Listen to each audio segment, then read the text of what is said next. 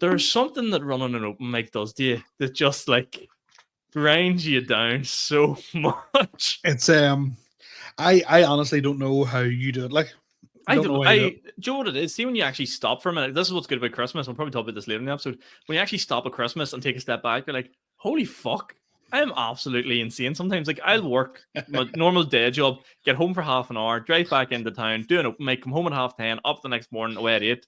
And like, you throw anyone that has like the likes of kids and stuff into the mix, that there's just no way you could do it.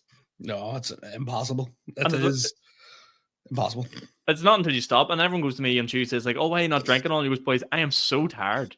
That is what it is. RV Comedy Club. The comedy club is my child. I'm like, no matter what, I have to come down and look after this fucker every week. Like, I have to feed it, make sure it's all right, make sure it's in a good mood. And I MC'd it. That's what I want to talk about. So I was MCing, right? Vintage McAlevey on the MC stick, by the way, absolutely ruthless, right? Absolutely. Yeah. The form was mighty, but I was like, I'll be nice and chat to a few people who haven't been here before. And there was a girl to the right, sitting with Loxley, who's in the final, and she was from Pakistan, done a dentistry degree, and is now working over here, but hasn't had a job in 2 years because she can't find one through the NHS, right? And I was like, okay, fine, had a wee bit of crack with her, that was all right. Went to the two women to the left, and they were like maybe late 40s, touching 50.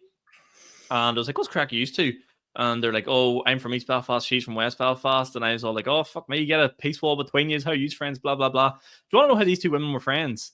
They both met in Kenya. And, like, I mean, whiter than white, right? There's no, I was going, what? And this is the MC and I was doing. And I goes, what was the crack there? Like, how the fuck did you end up there? And he goes, oh, we're doing a bit of charity work. And then I goes, and how come you both came home? He goes, oh, we both left our husbands and got divorced there. And I'm like, what the fuck? Are they together now? Who? The two women? The two women? Get your head out of the gutter, Talon, would you, for fuck's sake? I thought that was going to tie up the whole story. No, they're just back here. One of them was like a fashion designer and the other one did charity work or something like that. But it was just like, do you know when you're doing like that bit of crowd work and you're going, somebody give me something normal here? Like, you're a teacher, so you do fuck all anyway. Blah, blah, blah. Going, this is absolute insanity. And then I was like, right, I'll round up and talk to one fella in the middle. What do you do? And he was like, I work with special needs kids. And I was like, oh, fuck me tonight. Like, this is comedy proof. Go to his mate then. And I was like, oh, what do you do? This is the last one I was chatting to him. Like, I'm done. I'm clocking out for the night. And he goes, oh, I'm not telling you. And I was just like, well, we're going to have to scratch this itch now. What do you do? And he goes, I actually work in Stormont. I was like, oh, so you work with disabled people too? Room of light. Back. We were fully up and running. At that moment, I was like, we've got them. So just started the night then, kicked it on. But do you know them MC ones, like, you're just like, this is the whole joke that was just me going, what the fuck is this mixture of people? I guess is absolutely insanity. Like, and the girl from Pakistan as well then goes, when the two girls in the corner goes, we're divorced, she goes, I'm also divorced. I'm like, how are you divorced? You only came out of uni last week. This is fucking, this is insane. She probably had a really sad arranged marriage story, to be fair. Like, if I had been up there, it would have been, I'm not going near that.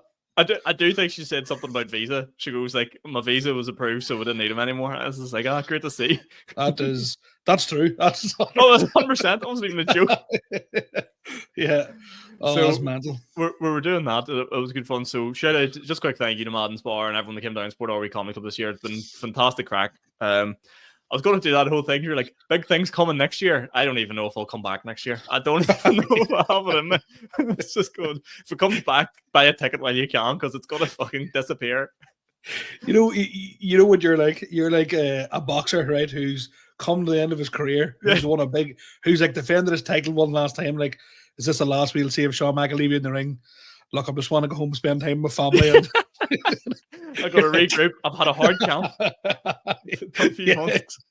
Exactly. You just look like you've just been through the ringer. Like, you just look. I was going to do the whole, like, do you remember like Arteta and all at the end of the last season? They're like, look, we've had a good campaign, but we're not satisfied. We want more next year. And like, you know what? I could do it less. I could do it a lot less next year. There's something to be top four.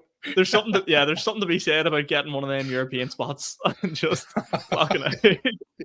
Yeah, brave for mediocrity. That's my new catchphrase. Yeah, but no, it's insane how you do it. Like, I don't know how you do it.